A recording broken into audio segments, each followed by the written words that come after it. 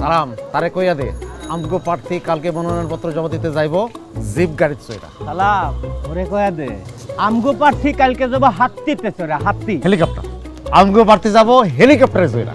তাহলে তো আমগো প্রার্থী যাব ট্যাঙ্কে চড়ে লগে 1000 মানুষ টকবক টকবক টকবক 100 ঘোড়া 700 হোন্ডা 3000 মশাল 4000 মানুষ। সালাম কইয়া দে যদি বাড়াবাড়ি করে মনোনয়ন কেন্দ্রে যাইতেই দিব না। তাইলে তো জেলে যাবা। নির্বাচনে আইন বিধি অনুযায়ী মনোনয়নপত্র জমা দানের দিন নো মিছিল নো শোডাউন, 5 জনের বেশি যেতে পারবে না। তার নমিনেশন বাতিল হয়ে যেতে পারে, সাথে 6 মাসের জেল কিংবা 1.5 লক্ষ টাকা জরিমানা কিংবা উভয় দণ্ড হতে পারে। আইন অমান্য করলে লাল দালান।